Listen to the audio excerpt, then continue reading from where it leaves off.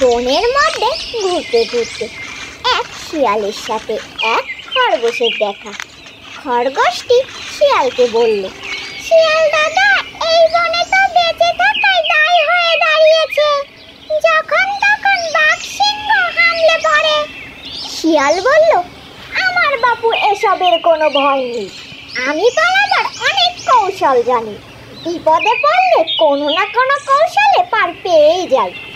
খরগোশ বলল, আমি বাবু একটা কৌশলই জানি, ছুটতে, ওই এক কৌশলেই আমি কোনো মতে বেঁচে আছি।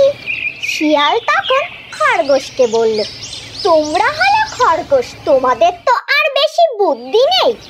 এমন সময় একটি বাঘ হালুম করে সেখানে এসে পড়ল।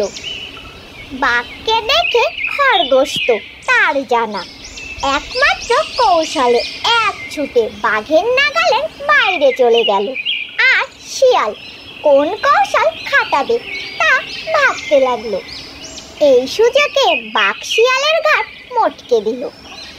দূর থেকে খরগোশ শিয়ালের পরিণতি দেখে ভাবল, শুধু কৌশল জানলেই হয় না, তা সময় মতো কাজেও লাগাতে হয়।